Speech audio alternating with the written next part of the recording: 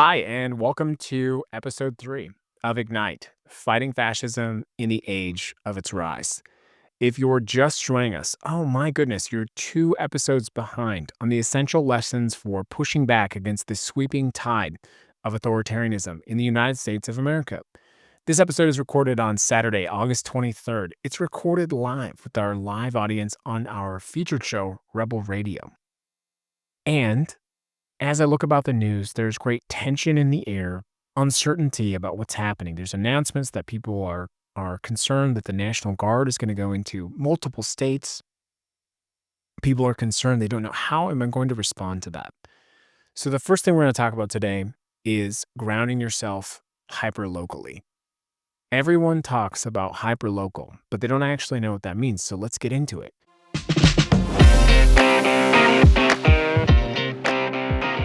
Let's talk about knowing your ground. In lesson 3, finding your most local representative. To put it bluntly, we're kind of fucked as a country, that is. I don't mean to be dark, and I certainly don't mean to give you any sort of lack of hope in our current situation. In fact, I strongly believe that there is great hope in that dark swing of authoritarian fascism that is sweeping our country. You know, the pendulum of democracy, hope, and light is going to swing so far that we can have everlasting change. I just don't think it's going to be in my generation. But this is the key and most pivotal part of my argument and blueprint for Ignite, which is we must be committed to change, which is lasting beyond our lifetime, generational change.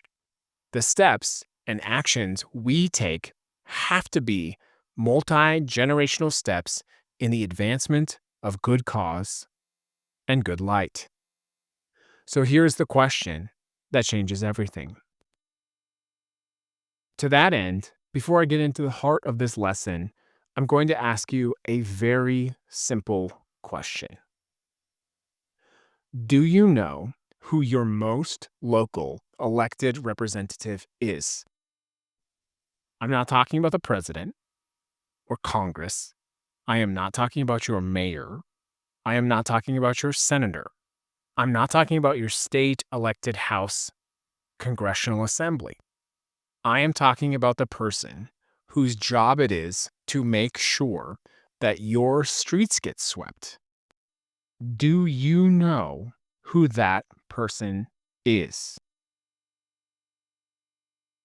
And of course, your streets are just one of many issues that your local municipality or city government or board is in charge of, but they are the most important elements of your life. You may, of course, have heard the phrase, all politics is local, but Americans simply do not grasp and understand how true that actually is. Yet, unfortunately, most Americans also do not understand who those people making those decisions are. And while a lot of Americans think that, of course, the president is influential in, say, the economy, or that Congress writes the laws schoolhouse rock style, most people simply are not aware or attuned to the actions that their hyper-local representatives take in order to affect their daily life. And look, I get it. Local politics is not sexy. There's no cable news coverage when your city council member votes on a budget amendment. Twitter doesn't explode when your ward representative takes a position on parking meters. But here's the deal. While you're doom scrolling about whatever insanity is happening in Washington, and there is tangible insanity, the person whose name you don't know is making decisions that will affect whether you can afford to live in your neighborhood next year. Think about the last time that you were genuinely pissed off about something in your immediate environment. Maybe it was the pothole that's been eating at your tires. That's a local decision. The fact that there's no crosswalk where your kid walks to school. Local decision. The way that the neighborhood gets policed. Mostly local decisions. The reason your rent keeps going up. Often tied to local zoning and housing policies. The hours your library is open. whether your park has functioning bathrooms, if that dangerous intersection finally gets a stop sign. All of those are local decisions. But here's what's really maddening. The person that makes those decisions probably got elected with fewer votes than your local high school president. And the numbers don't lie. I have a simple question. Do you know who your most local elected representative is? Do you know their first and last name? Do you know where your home or apartment is located in the city proper? Do you live in a ward or a district? Do you live in some unnamed version of what a city council or township is called? Now, I want you to know if you do not know this information, that is okay. In fact, in preparation for this field guide, I interviewed 207 people. Of 207 people, only 14 knew the names of their local elected representative and were correct. Most of the 207 did guess. Some guesses might have actually been quite close, or they might have guessed, for example, their congressperson or the mayor, but only 14 of 207 people got the correct name. And of course, I have to acknowledge that this was not a scientific survey and that my data collection methods would not have met any rigorous standards or even something you would get, a good grade on in high school. But I think if you did the same thing, you would have the same result. Let me put this in perspective. That's a 93% failure rate. If this were a test, almost everyone would be going to summer school. But this isn't some kind of trivia concept. It's civic engagement. This is knowing who has power in your actual life. I've helped with actual political campaigns for office, and let me tell you something. The difference between federal politics and local politics is the difference between watching a movie and being in a movie. I'm going to step out from the recording of the podcast right now and tell you that's a profound realization. The difference between local and federal politics is the difference between watching a movie and being in the movie. At the federal level, you just got tickets. You can yell at the screen, but the actors can't hear you. At the local level, you're not just in the movie, you might be directing it. I've met with many local officials, county commissioners, city council, school board trustees. Do you know what struck me most about these people? Half of them seemed surprised that anyone actually knew what they were doing for a living. And the other half seemed terrified that someone might actually be paying attention. And that's where the real game is played. Something I've learned is that nobody wants to talk about this. Local government is where the actual decisions get made. Federal politics is mostly theater. But people often ask me, what can you do after that? So I'm going to give you some real examples, the kind of stuff you can't talk about on TikTok. Good luck. And I'll use some really very recent news examples if I can. So once you know that local elected official, what are the types of things that you can do? Well, we actually talked about some of those things on Rebel Radio, but there's a few things. Number one, flooding the zone with public contact. Organizing a coordinated phone and email campaign on the same or specific issue. So if it's like a stoplight, getting 10 people to call actually makes a huge difference. When these people are used to hearing the phone ring once and it's someone looking to get paid on an invoice, when 10 people call, that actually changes the tone and tenor of their day. So, little quick hack for you. If you haven't been on Rebel Radio, I talk about a very specific hack for calling your local elected officials. And that is call them 3 times in one day. The reason I say that is most of the people handling those phones they're doing their other things. They're paying expenses, they're getting the water vendor to come. And so if you call the first time, they're going to hear your phone call. The second time, they're going to hear you again and say, oh my God, someone called me again on this. And the third time, they might figure out it's you, but it's unlikely because they're still dealing with all those other things. So imagine, if you will, if you can get 5 people or 10 people to call your local elected official, that's 30 phone calls that they're going to have to handle in one day. And I assure you, while Congress can handle 1,800 phone calls a minute, your local elected leader does not see that kind of call volume. So that's how you make an impact. It's our little hack. Don't just call your local elected official, call them 3 times in one day. My favorite little secret. I feel like I'm going to get a letter in the mail about this. So, just a little bit of a tip there. When you have multiple people make those phone calls at a local level, it is orders of magnitude more effective than calling Congress. They're just not used to having that kind of direct outreach. The second thing you can do is you can start showing up in numbers, whether that's city council meetings or budget meetings. Maybe you wear the same color t shirt, maybe you bring signs. You can use public comment periods to provide and speak to issues at hand. Talk in groups of 5 or 10 people. And of course, you can film and share those meetings online to hold elected officials accountable. The next sort of thing that we've talked about on the show is we think of this way. We think, I need my local elected leader to do this, so I'm going to call them, and hopefully they do that. Most of the time, they actually will help you out. Got many examples of that. But what if they don't? Well, this is where you can leverage the tools of our time to, as we said in chapter 2, be like a weed. So let me tell you how you could do that.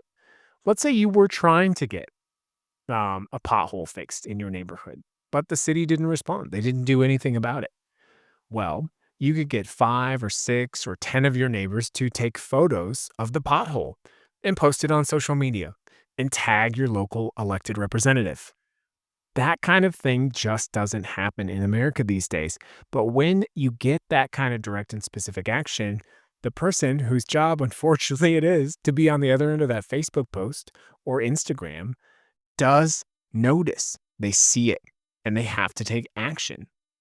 You can put this very publicly. You can publicly shame your local elected official for not addressing your concern. And we do live in an attention economy, and it makes a big difference.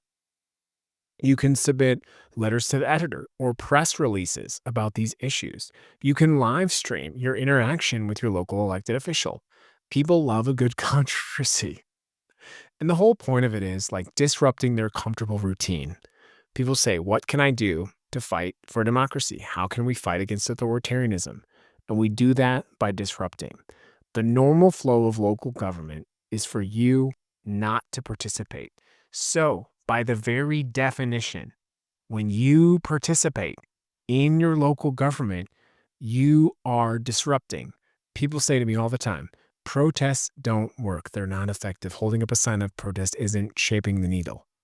Well, the person answering the phones at your city council's office, when they've got to deal with you, legally bothering them about an issue in their community, you are disrupting government in ways that you can't simply do with a sign on the street.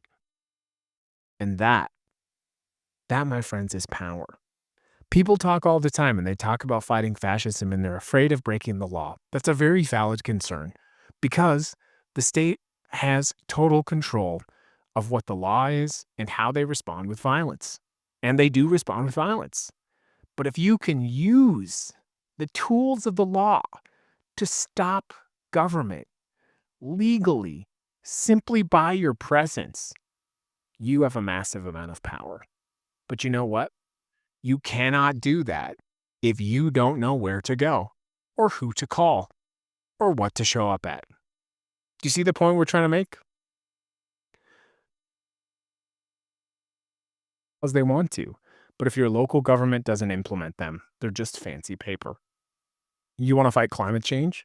Your city council decides whether to build bike lanes or more parking lots.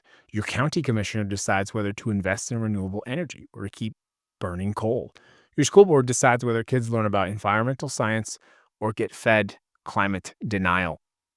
Do you want to address police violence? Your mayor and city council likely set the police budget.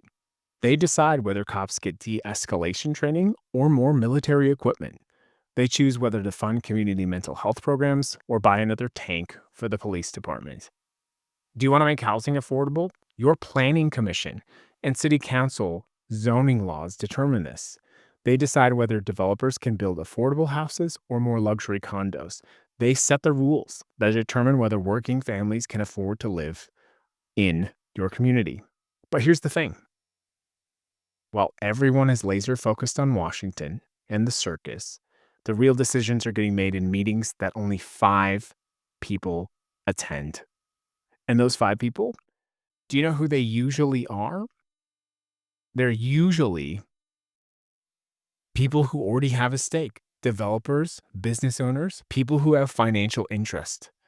And the 100,000 people who actually live in the community and have to deal with the consequence of these decisions, usually they don't even know when the meetings happen, let alone who is making the decisions. The problem is, you want to know why we're losing the fight against fascism. And that's because while we're all obsessing over tweets, the other side has been quietly taking over school boards and city councils and county commissions. Steve Bannon literally told his followers to become the precinct man. He understood that real power starts at the bottom and works its way up. They get it. Local government is where you have the most impact. It's where a small group of organized people can take control of the entire system. And while we have been arguing about primary elections for president, they have been systematically capturing local power. During my time in activism, I've seen firsthand. I would go to local government meetings, and the only people that were there were either elected officials, city staff, or people who wanted something from the city. But let me back out of the recording here quickly. Why can't you be one of those people who wants something from the city? Why are you any less than any one of those people? They weren't asking for better schools or affordable housing. They were asking for tax breaks, zoning variances, and permits to build more strip malls. And that is how democracy has come to this perilous cliff, my friends. Not with a bang, but a bunch of empty chairs at a city council meeting.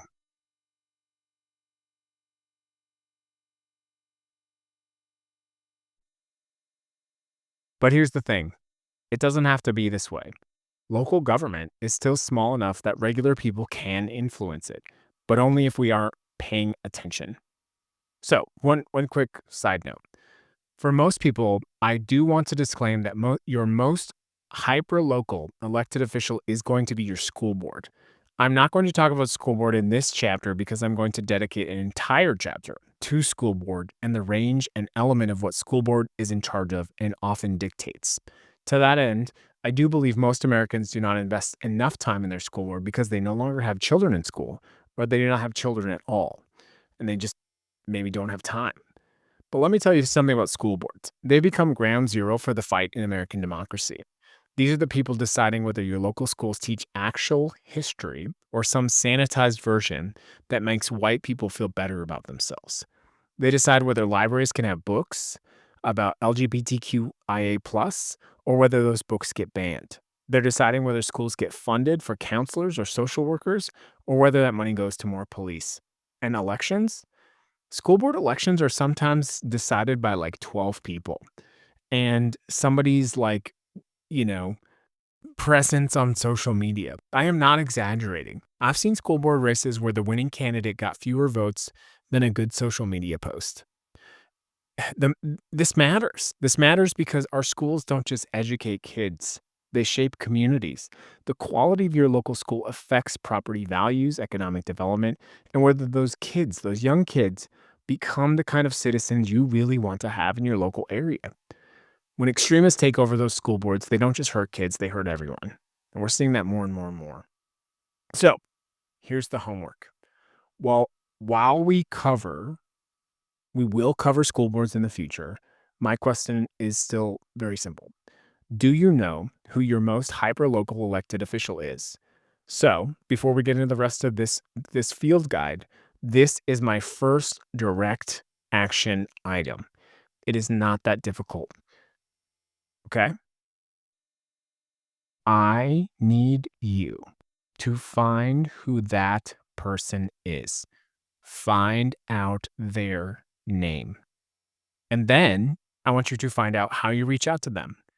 We're not going to do that if, you know, we're not going to do that yet, is what I would say. I mean, if you're super brave, yes, you can do that. introduce yourself to them, ask if they want to grab coffee. But you don't have to do that right now, is what I'm saying. And I know what you're thinking. This sounds really boring. Can I just donate money to some kind of national organization? And my answer very candidly is no. We've run out of time. That is exactly the kind of thinking that has gotten us into that mess. You can never be effective if you don't know where to grow and where you will grow as an activist or a neighbor, as a better community member. You must plant your roots. And who else has planted their roots in that same area, that same soil? Your local elected leaders, the people that show up to those community meetings. So that's your foundation. This is your starting point. You can't build anything lasting if you don't know where you're building it. So, step one, here's the notes. Ready? Step one is figure out what kind of government you live under. Most people live in cities, towns, villages, or townships. Some live in unincorporated areas that are governed directly by the county. Start by figuring out which category you fall into. If you're not sure, Google or use ChatGPT to find out, what your city government is. So you could type Fargo, North Dakota, local government. Number two, find your local government website. I know some local government websites are pretty bad. They're quite terrible, but they do exist and they have the information you need. Number three is look for the legislative body, and they might be called city council, town council, board of supervisors, village board, township trustee, any of these things. It just basically means these are the people who make the news when laws get passed. Okay? Step four is figure out your district. Many local governments divide their jurisdictions into wards or districts or representative areas that are usually representative by one person. You need to figure out which district you live in. There should be a map somewhere on the website. If there isn't, call the main number of your city government, call City Hall, and ask someone to help you. Something we talked about, I'm stepping out of the recording right now. The fastest way to find your actual local elected city government official is to call the wrong one.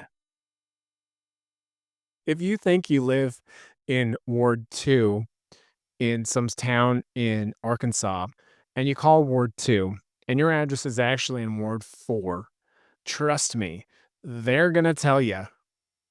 They're going to tell you. And step five, of course, then is once you know that person, find their name and contact information. Put it in your phone, write it down, make it real. There's no reason. You live in what is supposed to be the greatest country on earth. There's no reason why your phone can't have saved as a contact your local city government representative's number. It should. It should. So if you get stuck, again, my main advice to you, if you get stuck finding this person, call the local office. Ask them that question. Just ask them, hey, who's my most local representative? Give them your address. I know it's difficult to do that. I know it can be scary.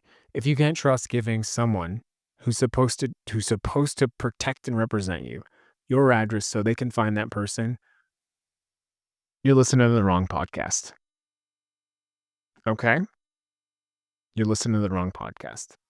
The person who answers the phone deals with that question all of the time, and they usually deal with it in a different way.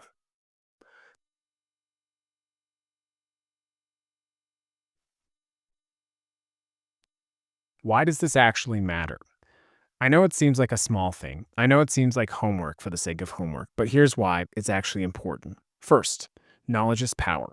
When you know who your local representative is, you have a name to attach to local problems. When that pothole does not get fixed, you know who to call. When the city proposes something stupid, you know who to contact. When you want to advocate for something, you know where to start. Second, accountability starts with awareness. When local representatives know that the people are paying attention, they do behave differently. When they know that someone might actually show up to their next town hall, they do act, and they are more likely to think twice about voting themselves a pay raise. Third, this is practice for bigger things. The skills you develop paying attention to local politics, researching issues, contacting representatives, organizing neighbors, these are going to transfer upwards as we advance. The person who starts by calling their local city council member often ends up running for higher office. Number four, Local government is where you can actually win. You can't single handedly change federal policy by calling your senator. They're probably not going to answer your phone call. But you absolutely can influence local decisions by showing up and speaking up. And finally, this is where the next generation of leaders comes from. Today's city council member is tomorrow's congressperson. Today's school board trustee is tomorrow's state legislator. If we want better people in higher office, we need to start paying attention to who's running for lower office. During my time in activism, I've met hundreds of local officials. Most of them got into local government because they were frustrated about something specific and no one was willing to do anything about it. The person who runs for city council because the city keeps approving developments without parking, or the person who runs for school board because the district isn't serving their specific kid with disabilities, or maybe the person who runs for county commissioner because the roads in their areas never got maintained. They didn't wake up dreaming about being professional politicians. They got tired of complaining and decided to do something. And here's the thing. For every person who runs for office, there are hundreds of people who just complain. I'm stepping out of the recording right now because on the live show, as we record this episode, I think it's very prescient because the show's live streaming right now as we're recording the episode. And there's plenty of people who are doing exactly that. So let me read that sentence one more time. For every person who runs for office, there are hundreds of people who just complain. And complaining's fine. I do a lot of that myself. But complaining without action is just noise. So this is your chance to stop being noise and start being signal. This is your chance to move from spectator to participant. This is your chance to stop letting other people make decisions about your life. And all it has to do, my friends, is start with a name. Just one name. The name of a person who represents you at the most local level. That is all I'm asking you for Chapter 3. But that name is the foundation for everything else. It's the beginning of your journey from passive citizen to active participant. That name is the first step of introducing you to your power in democracy. So stop reading for a minute, put down the guide, pause the podcast, and pick up your phone. Find out who that person is. If you're not willing to do this one simple thing, then frankly, you're not serious about fighting fascism. You're just serious about talking about fighting fascism. And talking is not going to save democracy. Acting will. Action starts with information, and your information starts with a name. So what are you waiting for? So thank you, everyone. That concludes episode 3, our first very, very action-oriented lesson. We're going to go ahead and kick into recording the extended session. If you're not yet part of the extended community, you can do so by following us on Patreon, where we have extended guides that are largely generated from the conversations that we build on our live show, Rebel Radio, which broadcasts every other night on TikTok and Twitch, among other platforms, at 8:30 p.m. Pacific Standard Time. We want the core lesson material of this show to be free, and I hope you enjoyed it and found it very useful. If you come to Lesson 4, I expect you to have the name of your most local elected representative. You can do this. What are you waiting for? Okay, so kicking off the extended session of episode 3 of Ignite, Fighting Fascism in the Age of Its Rise. In this episode, we really have challenged you to find who is your most local representative. Again, a caveat being there, for most of you, your most local representative is going to be your school board. And again, I want to really point out that school board is its own chapter. It's probably a couple chapters if I'm being honest with you.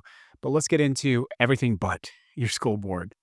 Taking Las Vegas as an example, we actually have a very good example of how important it is to know exactly what it is you're talking about when you look at who is your most local elected representative. So I'm going to use myself, my community, as a little bit of an example to really explain to you how much you need to dial in to know exactly who that is. And then we'll take maybe a hypothetical town situation. We'll look at a different community, and I'll kind of walk you through how I would find who that person is, who that hyper-local elected official is. So, as you probably know, if you've been watching or listening to any of the content we produce, I live in Las Vegas. I've lived here for, I don't know, I feel like 15 years now, I want to guess. It's been quite a while. It's 16 years now as of this recording. You know, when you talk about community, I vividly remember when I first moved to Las Vegas, I would meet all of these people, and some of them they would they would have all these stories about the old Las Vegas, and when I first moved here, some of those people would say, "I've been here 25 years," and they had all these stories about Las Vegas. But as I'm recording this today, I'm sitting and thinking to myself, dang, I've been here 16 years. I'm only 9 years away from being that raspy voice lecturing someone about how the community used to be 25 years ago. And I think that's an interesting reflection, but it reminds you of how quickly time moves on and how much communities can, in fact, change over time. So, back to the point here. In Las Vegas, local government is divided out in many, many ways. So, if we go all the way to the top, you're going to have the governor of Nevada. It's going to be sort of the chief executive officer of the state of Nevada.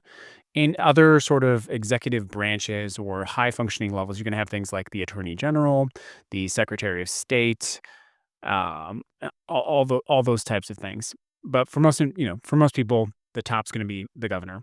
Underneath the governor, we have Nevada's assembly. And now, technically, that's going to be the legislative branch of the state. That's actually going to have two chambers: the Assembly, which is 42 members, and Nevada's Senate, which is 21 members. Not dissimilar to how our congressional leaders are, the Congress and the Senate. They obviously work together to write the laws of the state of Nevada, and similar to the president, the governor reviews those during those sessions, vetoes that legislation, all that sort of stuff. Now, it's really below that I think most people, if I'm being honest with you, most people are not even tuned into who that person is. If I were to go on the street and ask, say to my neighbor, if I were to knock on my neighbor's door and say, "Hey, do you know who your assembly member is? Do you know who your Nevada Senate member is?" Now, most people might say something like Catherine Cortez Masto, who is our actual United States Senator. But to be honest with you, most people are simply not aware of who their actual local state Senate is. This is what we're talking about. And it's really why it's really important. Do you know if the person that represents your neighborhood at your state house is a Republican, a Democrat, an independent? Most people simply have no idea. Now, Nevada, the next sort of phase below that, step below that, is local government in Nevada. So you would go to the county. Nevada has 17 counties, like Clark County, where Las Vegas is. Each county has a board of commissioners. They make the rules for local services like the sheriff, public health, roads, all those kinds of things. And then there are cities. So you have counties and cities or townships. So those cities would be like Las Vegas or Reno or Henderson. Those are usually led by a mayor and a city council. Some towns are smaller.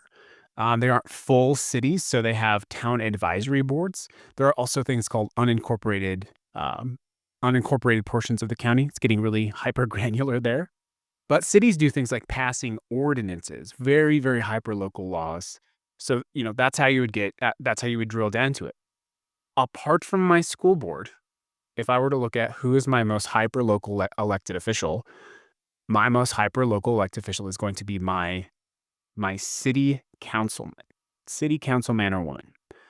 So I'm not going to tell you exactly who that is because that might be getting a little bit too personal for all intents and purposes of this podcast here. But how you would drill that down, there's many, many ways. Most cities have, and most states have, and most counties have a pretty robust web interface where you can go find this information. Usually that involves typing your address in, finding which representative represents you. So when I did that in preparation for the show, there's a few tools that actually do that, but it showed me who my governor was, who my assemblyman was, who my senator was, who my national senator was, who my national congressperson was, but then my mayor, all those people, and eventually my city council person.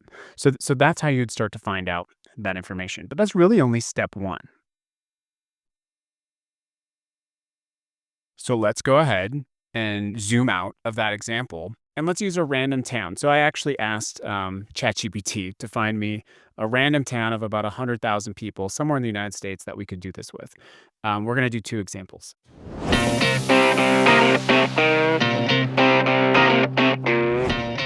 So it picked Roanoke, Virginia. So As of the 2020 census, Roanoke has a population of 100,011 people. And it's a really good example of this because it's not too small, it's not too big of a town.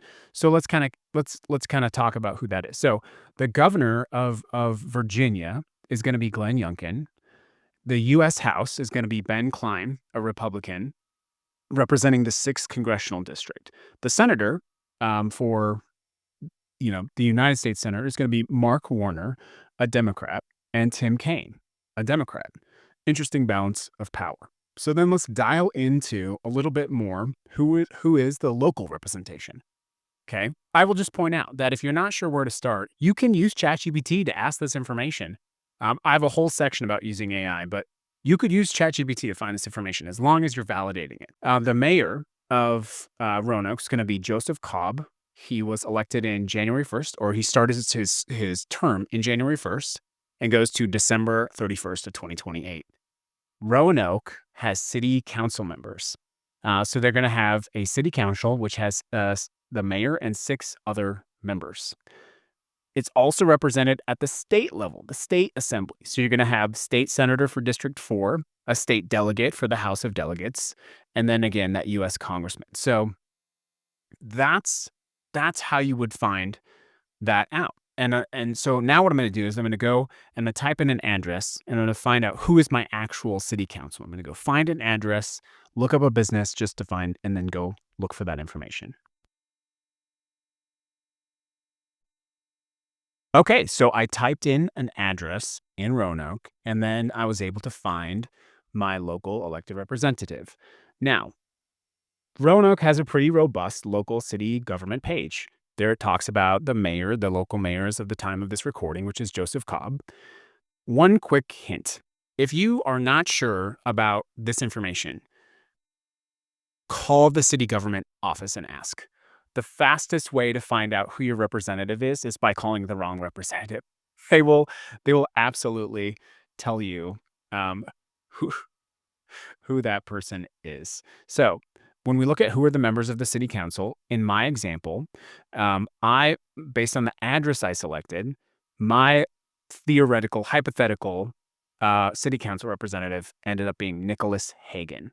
And the city page has a ton of information about that individual's background, and it also has their direct contact information. So like their email, you have their direct email address, you have their phone number, their fax number, and a bunch of biographical information. Well, if you're very interested in learning about your city, then you could find this individual out, look up some backstory, look at Google News, find out history, like what has this person done, how have they contributed, or incidentally, you can just call his office and talk to them. Okay, so we do record some of these shows live for this podcast. And what we did for this exercise in today's recording is we actually contacted and taught people how to call their local representatives. So we used our example above for Roanoke, and then we used Apple Valley, Minnesota, and then we also used Oakland, California, as well as Las Vegas, Nevada. We demonstrated, how to really do that. I have to tell you, in the Roanoke example, it was kind of a disaster because we tried to find out who our local representative was by calling the general phone number, and they just straight up declined to answer that question, which is pretty wild. Let's go ahead and see how this call went to the mayor's office in Roanoke. It did not go well. Okay. Hello. Thank you for calling the Roanoke City Mayor's Office. Kelly speaking. Hey, Kelly. I'm calling from the podcast Ignite. This is on a recorded line. How are you? Fine. How are you? Good. So actually, all we're doing right now is we're showing people how easy it is to contact their local governments, because most people don't even know who their local elected government representative is. So I guess my question is for our audience, if someone lived in Roanoke, how would they find out who their local elected representative is? I'm declining to answer this right now. Okay. Is there someone that could answer that for me? I would direct you to our communications. Okay. What's their number?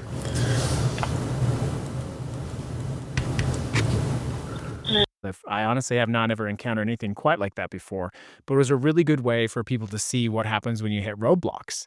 So, as an example, what we did was we taught people how to get a hold of the city clerk, how to get a hold of the mayor, how to get a hold of the communications director, all those types of things. But for the people watching on the live, and hopefully for yourself here, It is a basic expectation that when you call your local government representatives that they answer the phone or return your phone call in a timely manner, and that they treat you with respect, dignity, and try their best to offer you the constituent services you deserve. The reality is most people just don't know how to use these tools, how to find the representative, and then how to demand action from them, which is exactly why we're teaching you these lessons. Don't want you to be discouraged by one bad phone call to one representative. And in fact, in future lessons, I'm going to tell you exactly what to do when you encounter friction like that from your local government. More often than not, if you change your approach or you get a government representative, they work there because they want to do good things. So, one of our live listeners was from Apple Valley, Minnesota. So, we actually tried to do the same thing with Apple Valley. And I want to show you such a good example of how that should go. So this is a big shout out to the people who answered that phone. I want to say her name was Christina, but let's go ahead and listen to how much better, how different that interaction was. City of Apple Valley, this is Christina. Hey, Christina, how are you doing? Good, how are you? And I'm teaching some lessons on a TikTok Live of how to teach people how to find their local elected representative. And I was wondering if you could help me with that. Sure. So you're talking about their city council members? Yes. For Apple Valley? Yeah. So you just go to applevalleyamend.gov. Okay. And then there's a tab for government. Okay. And then you click on city council and committees.